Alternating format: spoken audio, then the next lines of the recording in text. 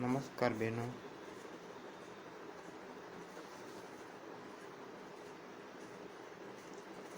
ભાગ નંબર 1માં સમૂહ સંચારના માધ્યમો અને સમાજમાં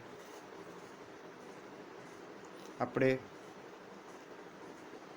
સંચાર કોને કહેવામાં આવે એની વ્યાખ્યા જોઈ, સંચારની પ્રક્રિયાની લાક્ષણિકતાઓ જોઈ. 6 જેટલી લાક્ષણિકતાઓ આપવામાં આવેલી છે. 6 લાક્ષણિકતાની આપણે ચર્ચા કરી. સંચારના મોડલની ચર્ચા કરી. 2 મોડલ આપવામાં આવેલા છે. બંને મોડલ એ 2 માર્કના પ્રશ્નમાં પ્રશ્ન પૂછવામાં આવે છે. બેનો ખાસ ધ્યાનમાં રાખજો, બોર્ડમાં પૂછાઈ ગયેલો પ્રશ્ન છે. બંને મોડલ પૂછાયેલા છે. એની સાથે સંચારની લાક્ષણિકતાઓ પણ 5 માર્કના પ્રશ્નમાં પૂછાયેલી છે. 2 માર્કના પ્રશ્નમાં પૂછાય તો ફક્ત પોઈન્ટ લખવાના છે, પણ એ જ પ્રશ્ન 5 માર્કના પ્રશ્નમાં પૂછાય તો 6 લાક્ષણિકતા આપવામાં આવેલી છે. 6 લાક્ષણિકતાઓ સમજાવવાની છે. ત્યાર પછી સંચારના પ્રકારો. બેનો 5 માર્કના પ્રશ્નમાં પૂછાઈ ગયેલો પ્રશ્ન છે, સંચારના પ્રકારો જણાવો અથવા સમજાવો. તો અહીંયા આગળ કોઠો આપવામાં આવેલો છે. કોઠાના આધારે સંચારના મુખ્ય 2 પ્રકાર છે, પારસ્પરિક સંચાર અને સમૂહ સંચાર. પારસ્પરિક સંચાર અને સમૂહ સંચાર એ સંચારના મુખ્ય 2 પ્રકાર છે. સમૂહ સંચારના પેટા 2 પ્રકાર છે, પરંપરાગત માધ્યમો અને આધુનિક માધ્યમો. પરંપરાગત માધ્યમોમાં કોનો સમાવેશ કરવામાં આવે? 2 માર્કના પ્રશ્નમાં પૂછવામાં આવે. 4-5 બાબતો આપવામાં આવેલી છે. લોક સાહિત્ય, લોક સંગીત, કઠપૂતળી, ખેલ, ભવાઈ, લોકનાટ્યનો સમાવેશ કરવામાં આવે છે. એ જ રીતે આધુનિક માધ્યમોમાં કયા 2 પ્રકાર છે? 1 માર્કના પ્રશ્નમાં પ્રશ્ન પૂછવામાં આવે. 2 પ્રકાર છે, મુદ્રિત માધ્યમો અને વીજાણુ માધ્યમો. બેનો અહીં આગળ ખાસ ધ્યાનમાં રાખજો, 2 માર્કના પ્રશ્નમાં પ્રશ્ન પૂછવામાં આવે, વીજાણુ માધ્યમોમાં કોનો સમાવેશ કરવામાં આવે? તો અહીં આગળ વીજાણુ માધ્યમોમાં રેડિયો, ટેપ રેકોર્ડ, ફોટોગ્રાફી, ફિલ્મો, ટેલિવિઝન, કોમ્પ્યુટર, ઇન્ટરનેટ અને મોબાઈલ કે ટેલિફોનનો સમાવેશ કરવામાં આવે છે. આમ અહીંયા આગળ વીજાણુ માધ્યમો 2 માર્કના પ્રશ્નમાં પૂછવામાં આવે. આધુનિક માધ્યમોનો બીજો પ્રકાર છે મુદ્રિત માધ્યમો. મુદ્રિત માધ્યમોમાં કોનો સમાવેશ કરવામાં આવે? બેનો 2 માર્કના પ્રશ્નમાં પૂછવામાં આવે, જેમાં પણ 4-5 બાબતો આપવામાં આવેલી છે. વર્તમાનપત્રો, પુસ્તકો, સામાયિકો, ચોપાનિયા અને બેનર કે હોર્ડિંગનો સમાવેશ કરવામાં આવતો હોય છે. આમ સંચારના મુખ્ય 2 પ્રકાર છે, પારસ્પરિક સંચાર અને સમૂહ સંચાર. સમૂહ સંચારના પેટા 2 પ્રકાર છે, પરંપરાગત માધ્યમો અને આધુનિક માધ્યમો. આધુનિક માધ્યમોના પેટા 2 પ્રકાર છે, મુદ્રિત માધ્યમો અને વીજાણુ માધ્યમો. અહીંયા આગળ દરેક પ્રકાર સમજાવવામાં આવેલા છે. બેનું ખાસ ધ્યાનમાં રાખજો, 5 માર્કના પ્રશ્નમાં પૂછવામાં આવે તો અહીંયા આગળ આપવામાં આવેલી વિગતોમાં શરૂઆતમાં પારસ્પરિક સંચારની વ્યાખ્યા લખવાની છે અને સમૂહ સંચારની વ્યાખ્યા લખવાની છે. પારસ્પરિક સંચારમાં કોનો સમાવેશ કરવામાં આવે છે એ વિગત આપવામાં આવેલી નથી, પણ આવતી નથી. પણ સમૂહ સંચારના માધ્યમોમાં કોનો સમાવેશ કરવામાં આવે, જેમાં 2 પ્રકાર આપવામાં આવેલા છે, પરંપરાગત માધ્યમો અને આધુનિક માધ્યમો.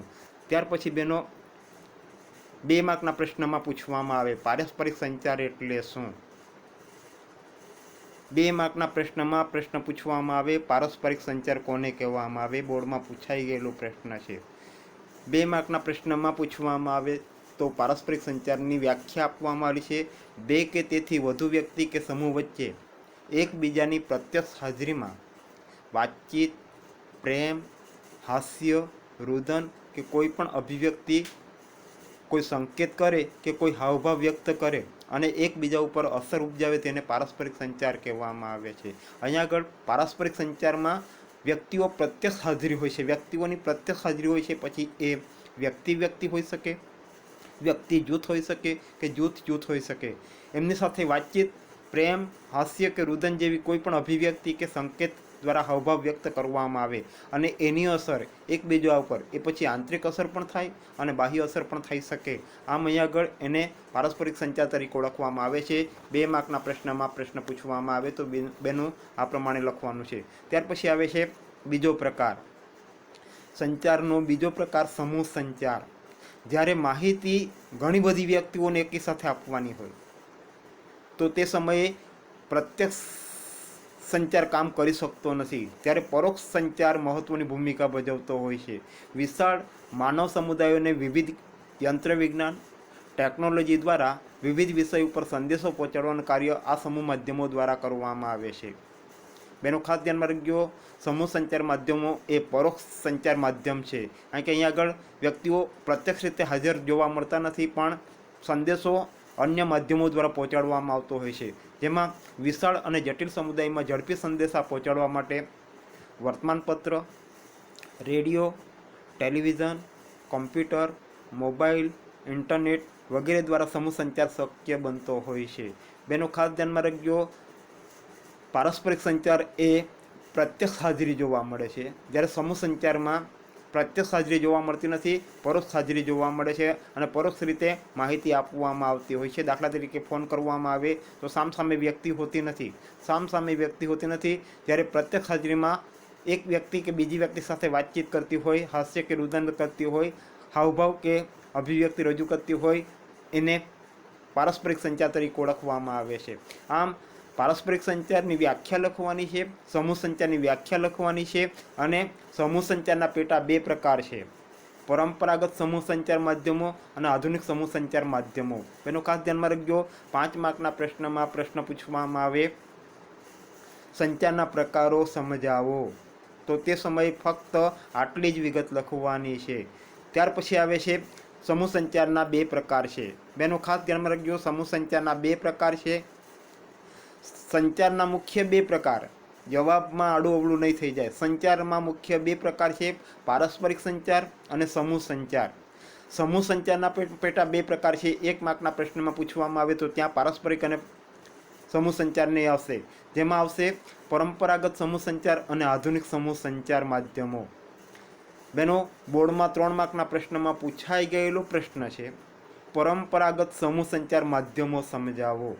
3 માર્કના પ્રશ્નમાં બોર્ડમાં પૂછાઈ ગયેલો પ્રશ્ન છે. એટલે બેનો ખાસ ધ્યાનમાં રાખજો, 3 માર્કના પ્રશ્નમાં અહીંયા આગળ પરંપરાગત સમૂહ સંચાર માધ્યમોની જ વિગત લખવાની છે.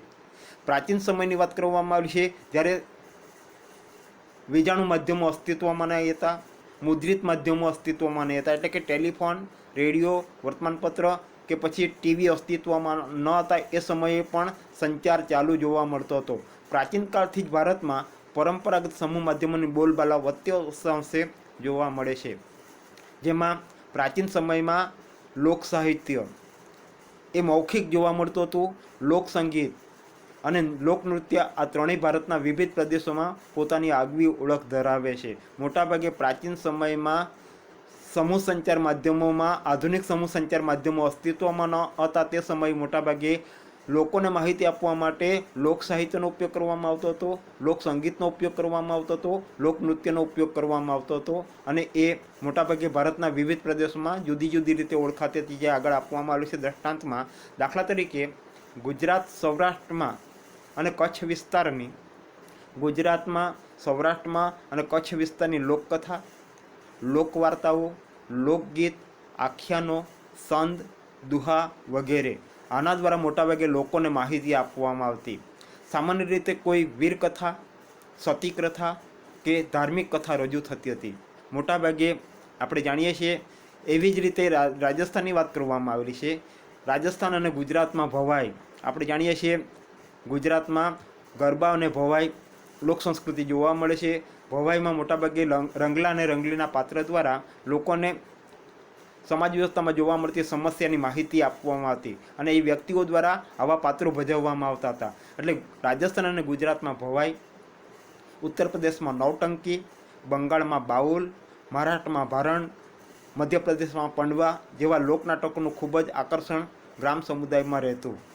એ જ રીતે રાજસ્થાનમાં કઠપુતળીનો ખેલ, મલનો ખેલ અને મદારીના ખેલ વગેરે મનોરંજન મેળવવાના પરંપરાગત સમૂહ માધ્યમો જોવા મળે છે. આમ અહીંયા આગળ મોટાભાગે જે કાંઈ માહિતી આપવામાં આવેલી છે એ જ્યારે આધુનિક સમૂહ સંચાર માધ્યમો અસ્તિત્વમાં નહોતા. આધુનિક સમૂહ સંચાર માધ્યમોમાં વીજાણુ માધ્યમો છે, ટીવી, રેડિયો, મોબાઈલ, ઇન્ટરનેટ, આ બાબતો મોટાભાગે વીજાણુ માધ્યમોમાં સમાવેશ કરવામાં આવેલો છે. એ અસ્તિત્વમાં ન હતા ત્યારની વાત કરવામાં આવેલી છે. તે સમયે પણ લોકોને ચોક્કસ પ્રકારના વિચારો પહોંચાડવામાં આવતા હતા, લાગણીઓ પહોંચાડવામાં આવતી હતી, વલણો પહોંચાડવામાં આવતા હતા અને જુદી જુદી રીતે પહોંચાડવામાં આવતા હતા. અહીંયા આગળ આ માધ્યમ દ્વારા લોકોને મનોરંજન ઉપરાંત નૈતિક મૂલ્યો અને જ્ઞાન મળતું.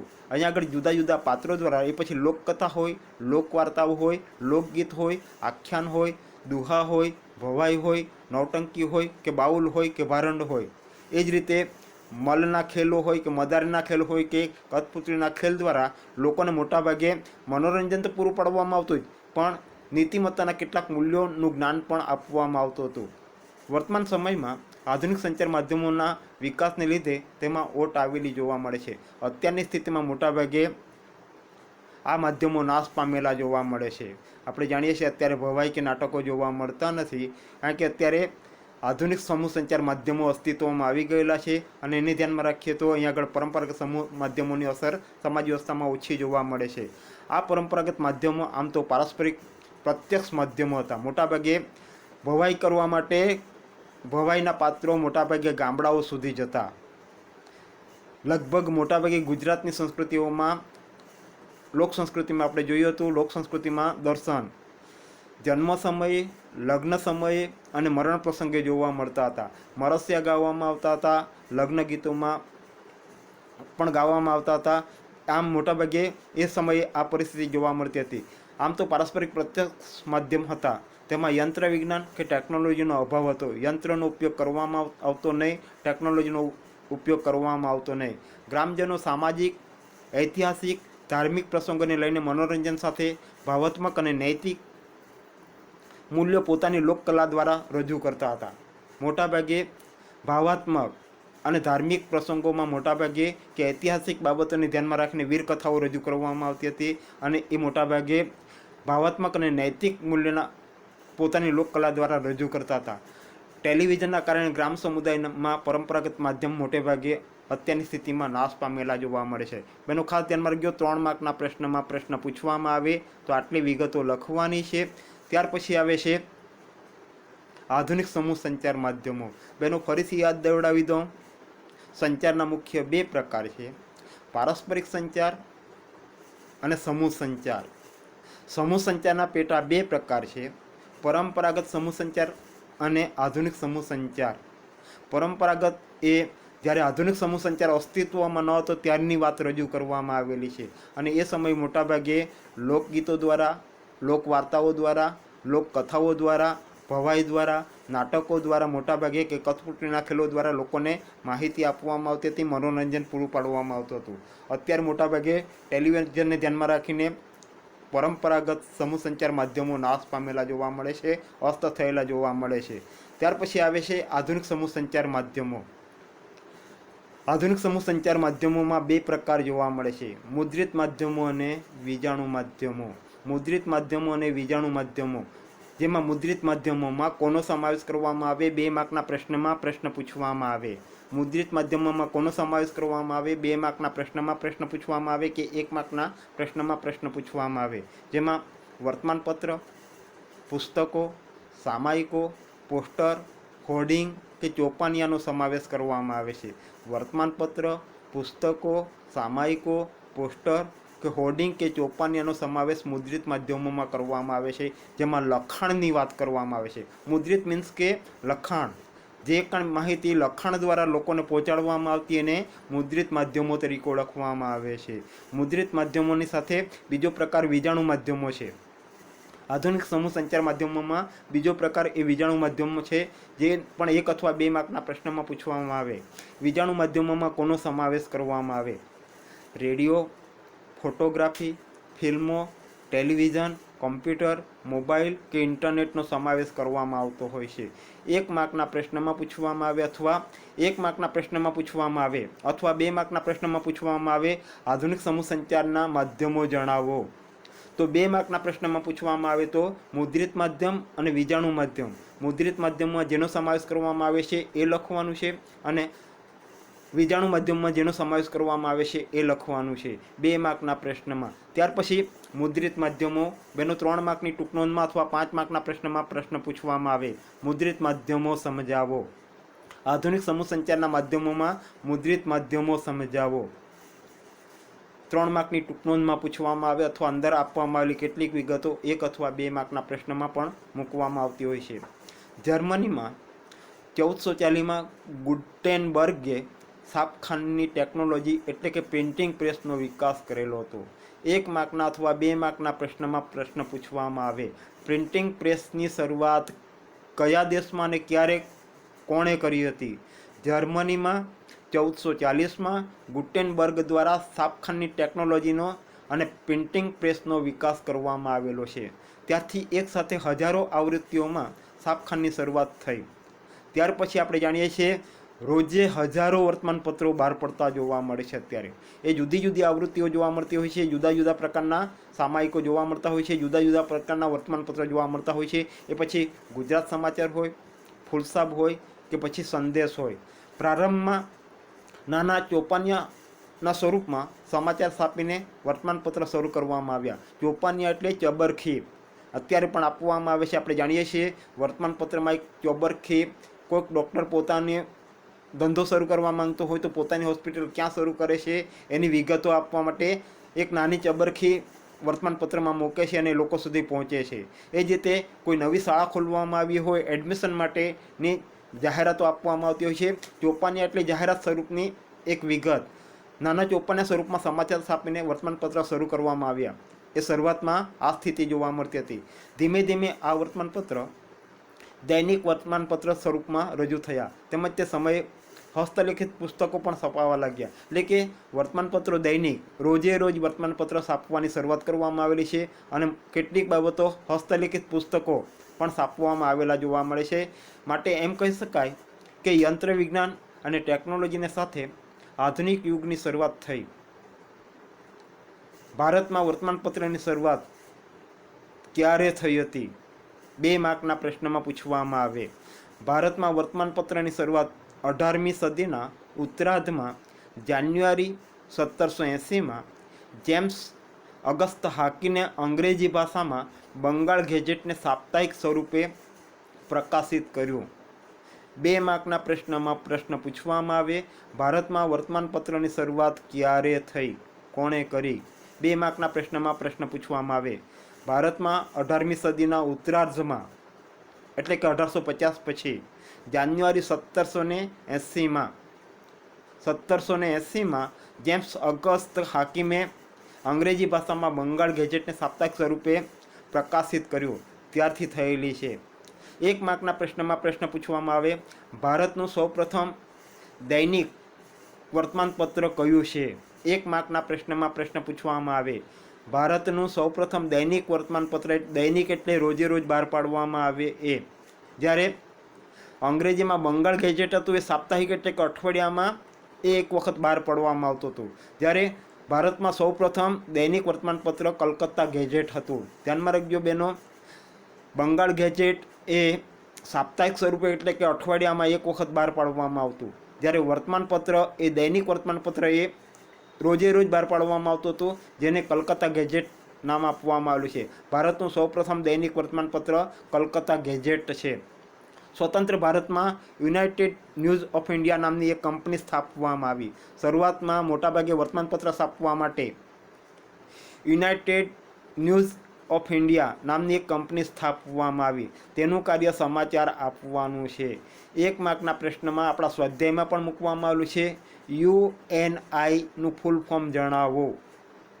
1 માર્કના પ્રશ્નમાં પ્રશ્ન પૂછવામાં આવે. અહીં આગળ આપવામાં આવેલું છે યુનાઇટેડ ન્યૂઝ ઓફ ઇન્ડિયા, અને એ સમાચાર બહાર પાડવાનું કાર્ય કરતું હતું. 27 ઓગસ્ટ 1947માં પ્રેસ ટ્રસ્ટ ઓફ ઇન્ડિયા ની સ્થાપના ભારતમાં કરવામાં આવેલી છે? પીટીઆઈનું ફૂલ ફોર્મ જણાવો. 1 માર્કના પ્રશ્નમાં પ્રશ્ન પૂછવામાં આવે. પીટીઆઈનું ફૂલ ફોર્મ જણાવો. 1 માર્કના પ્રશ્નમાં પ્રશ્ન પૂછવામાં આવે તો પ્રેસ ટ્રસ્ટ ઓફ ઇન્ડિયા. બંને પ્રશ્ન અલગ અલગ છે બેનો, ખાસ ધ્યાનમાં રાખજો. યુએનઆઈ અલગ છે અને પીટીઆઈ અલગ છે. યુએનઆઈ એટલે યુનાઇટેડ ન્યૂઝ ઓફ ઇન્ડિયા, અને એ સમાચાર બહાર પાડવાનું કાર્ય ભારતમાં કરતી. 47 પછી પ્રેસ ટ્રસ્ટ ઓફ ઇન્ડિયા અસ્તિત્વમાં આવ્યું. પીટીઆઈની સ્થાપના કરવામાં આવી. આ સમાચાર પત્રો આંતરરાષ્ટ્રીય, રાષ્ટ્રીય, પ્રાદેશિક, સ્થાનિક એમ 4 કક્ષાએ રજૂ થતા હતા. આંતરરાષ્ટ્રીય એટલે જુદા જુદા દેશોના, રાષ્ટ્રીય એટલે દેશોના, અને પ્રાદેશિક એટલે ફક્ત રાજ્યના, અને સ્થાનિક એટલે જે તે વિસ્તારના જ. આમ 4 સ્વરૂપે સમાચાર પત્રો બહાર પાડવામાં આવતા હતા. આંતરરાષ્ટ્રીય, રાષ્ટ્રીય, પ્રાદેશિક અને સ્થાનિક, આમ 4 કક્ષાએ સમાચાર પત્રો બહાર પાડવામાં આવતા હતા. જેમાં સ્થાનિક કક્ષાએથી શરૂ કરી આંતરરાષ્ટ્રીય કક્ષા સુધીની તમામ ઘટનાઓ અને વિગતો પ્રકાશિત કરવામાં આવતી. આપણે જાણીએ છીએ અત્યારે પણ વર્તમાનપત્રમાં મોટાભાગે જુદા જુદા દેશોની વિગતો આવે છે, જુદા જુદા એક જ દેશની વિગત આવતી હોય છે, જુદા જુદા રાજ્યની વિગતો આવતી હોય છે, જુદા જુદા પ્રદેશની વિગતો આવતી હોય છે, જુદા જુદા ગામડાની વિગતો આપવામાં આવતી હોય છે. મોટાભાગે દરેક જગ્યાએ દરેક વર્તમાનપત્રના પત્રકારો નિમવામાં આવેલા છે, અને એ પત્રકાર દ્વારા માહિતી પહોંચાડવામાં આવતી હોય છે, અને એ રોજે રોજ છાપવામાં આવતી હોય છે. આજે છાપવામાં આવે આજની વિગતે આવતીકાલે આવી જતી હોય છે. ભારતમાં મુદ્રિત માધ્યમોનો વિકાસ જોઈએ એટલે થયેલો નથી. શા માટે? એની મર્યાદાઓ જોવા મળે છે. ભારતમાં મુદ્રિત માધ્યમોની મર્યાદાઓ જણાવો. 2 માર્કના પ્રશ્નમાં કે 1 માર્કના પ્રશ્નમાં પૂછવામાં આવે. 2 મર્યાદાઓ જોવા મળે છે. ભારતમાં નિરક્ષરતાનું પ્રમાણ વધારે જોવા મળે છે. મુદ્રિત માધ્યમો એ લખાણમાં જ જોવા મળે છે, અને એને ધ્યાનમાં લેવામાં આવે તો ભારતમાં નિરક્ષરતા, અભણ વ્યક્તિઓનું પ્રમાણ વધારે જોવા મળે છે, અને એને ધ્યાનમાં લેવામાં આવે તો વર્તમાનપત્ર વાંચી શકતા નથી, મુદ્રિત માધ્યમો વાંચી શકતા નથી. એ પહેલી મર્યાદા છે. બીજી મર્યાદા છે, ભારતમાં ગરીબીનું પ્રમાણ વધારે જોવા મળે છે. આ ગરીબીને ધ્યાનમાં રાખીને પણ કેટલાક વ્યક્તિઓ મોટાભાગે વર્તમાનપત્ર ખરીદી શકતા નથી, અને એને ધ્યાનમાં રાખીએ તો પણ વર્તમાનપત્ર એ ભારતમાં ઓછા વિકાસ પામેલા જોવા મળે છે. મુદ્રિત માધ્યમો ઓછા અસરકારક બનતા હોય છે, પણ એની સાથે એનો લાભ પણ જોવા મળે છે. મુદ્રિત માધ્યમોનો લાભ જણાવો. આધુનિક માધ્યમોમાં જે કાંઈ માહિતી આપવામાં આવે છે, જેમાં વિજાણુ માધ્યમોમાં જે કાંઈ માહિતી આપવામાં આવે છે એ તાત્કાલિક પૂરતી જોવા મળે છે. લાંબો સમય યાદ રાખવી હોય તો યાદ રાખી શકાતી નથી. જ્યારે વર્તમાનપત્ર આપણને ઈચ્છા થાય કે આજે 1 તારીખ હોય, 1 જૂન હોય, આપણને 25 મેની કે 1 મેનું વર્તમાનપત્ર જોઈતું હોય, સમાચાર જાણવા હોય તો આપણે એ મેળવી શકતા હોઈએ છીએ. મુદ્રિત માધ્યમનો એ લાભ જોવા મળતો હોય છે. મુદ્રિત માધ્યમો ભારતમાં ઓછા અસરકારક, નિરક્ષરતાને ધ્યાનમાં રાખીને અને ગરીબીને ધ્યાનમાં રાખીને જોવા મળતા હોય છે. વળી મુદ્રિત માધ્યમોમાં પાઠ્યપુસ્તકો, ધાર્મિક ગ્રંથો, નવલકથાઓ, કાવ્યો, નાટકો વગેરે મહત્ત્વની ભૂમિકા ભજવતા હોય છે. મોટાભાગે મુદ્રિત માધ્યમમાં આપણે જાણીએ છીએ પાઠ્યપુસ્તકો બહાર પાડવામાં આવતા હોય છે. આપણા પાઠ્યપુસ્તક એ મુદ્રિત માધ્યમ છે. ધાર્મિક ગ્રંથો, જુદા જુદા ધર્મના ગ્રંથો લખવામાં આવેલા હોય એ પણ મુદ્રિત માધ્યમ છે. નવલકથાઓ, કાવ્યો, નાટકો વગેરેમાં મોટાભાગે મુદ્રિત માધ્યમનો ઉપયોગ કરવામાં આવેલો હોય છે. હાલ એટલે કે અત્યારની સ્થિતિમાં કમ્પ્યુટર સાથે જોડાયેલ ડિજિટલ ટેકનોલોજીને કારણે બીંબા પ્રિન્ટિંગ ટેકનોલોજીનો અંત આવેલો જોવા મળે છે. શરૂઆતમાં જ્યારે વર્તમાનપત્ર બહાર પાડવામાં આવતા એ સમયે મોટાભાગે ચોક્કસ શબ્દના બીંબા નક્કી કરવામાં આવેલા હતા, અને એ બીંબા દ્વારા મોટાભાગે ટેકનોલોજીનો ઉપયોગ તે સમયે જોવા મળતો નહીં હતો. બીંબા દ્વારા વર્તમાનપત્ર લખવામાં આવતું, માહિતીઓ લખવામાં આવતી, શાહીનો ઉપયોગ કરવામાં આવતો. પણ અત્યારની સ્થિતિમાં જોવા મળી તો ડિજિટલ ટેકનોલોજીને કારણે વિવિધ પ્રકારના પ્રિન્ટર, ફોટોકોપી મશીન વગેરે દ્વારા પ્રિન્ટિંગ ઘણું સરળ અને ઝડપી થવા લાગેલું છે. એ સમયે મોટાભાગે બીબા પ્રિન્ટિંગને ધ્યાનમાં લેવામાં આવે તો આપણે જાણીએ છીએ લગ્ન સમયે જે આમંત્રણ પત્રિકા છાપવામાં આવતી, મરણ પ્રસંગે કાર્ડ છાપવામાં આવતા, એ મોટાભાગે પ્રાચીન સમયમાં બીબા પ્રિન્ટિંગ ટેકનોલોજીનો ઉપયોગ કરવામાં આવતો હતો, અને એ 5 થી 7 દિવસ લાગતા. જ્યારે અત્યારે હજારો કાર્ડ છાપવા હોય, હજારો વર્તમાનપત્ર છાપવા હોય તો એક જ દિવસમાં છપાઈ જાય છે, કારણ કે ડિજિટલ ટેકનોલોજીનો ઉપયોગ કરવામાં આવેલો છે. પ્રિન્ટરનો ઉપયોગ કરવામાં આવતો હોય છે, ફોટોકોપીનો ઉપયોગ કરવામાં આવતો હોય છે, અને એને ધ્યાનમાં રાખીને અત્યારે ઝડપી થવા લાગેલું જોવા મળે છે. અત્યારની સ્થિતિમાં ટેલિવિઝન, કોમ્પ્યુટર, ઇન્ટરનેટ, સ્માર્ટફોન વગેરેને કારણે વર્તમાનપત્રો, પુસ્તકો, સામયિકના વાંચનના પ્રમાણમાં ઘણો ઘટાડો થયેલો જોવા મળે છે. અત્યારે મોટાભાગે દરેક ક્ષેત્રમાં વાંચનની પ્રવૃત્તિ ઘટેલી જોવા મળે છે. પહેલાં નવલકથાઓ વાંચાતી હતી, નાટકો ભજવવામાં આવતા હતા, ધાર્મિક ગ્રંથો વાંચવામાં આવતા હતા, પાઠ્યપુસ્તકો પણ વાંચવામાં આવતા હતા. અત્યારે મોટાભાગે વિદ્યાર્થીઓ પાઠ્યપુસ્તકો વાંચતા જોવા મળતા નથી, કારણ કે એ ટેલિવિઝનમાં, કોમ્પ્યુટરમાં કે ઇન્ટરનેટમાં કે સ્માર્ટફોનમાં મોટાભાગે રોજે રોજના વર્તમાનપત્રો આવી જતા હોય છે. આપણું પાઠ્યપુસ્તક પણ મોટાભાગે કોમ્પ્યુટરમાં કે મોબાઈલમાં આવી જતું હોય છે. સામયિકના વાંચનમાં અત્યારની સ્થિતિમાં ઘટાડો થયેલો જોવા મળે છે. આમ આધુનિક સમૂહ સંચારમાં માધ્યમોમાં પહેલું માધ્યમ છે મુદ્રિત માધ્યમ. ત્યાર પછી આવે છે વીજાણુ માધ્યમ. બેનો ખાસ ધ્યાનમાં રાખજો. હજુ ફરીથી યાદ દેવડાવી દો. સંચારના મુખ્ય બે પ્રકાર છે, પારસ્પરિક સંચાર અને સમૂહ સંચાર. સમૂહ સંચારના પેટા બે પ્રકાર છે, પરસ્પરાવલંબન અને આધુનિક. આધુનિકમાં બે પ્રકાર પાડવામાં આવેલા છે, મુદ્રિત માધ્યમ અને વીજાણુ માધ્યમ. જેમાં મુદ્રિત માધ્યમમાં કોનો સમાવેશ કરવામાં આવે?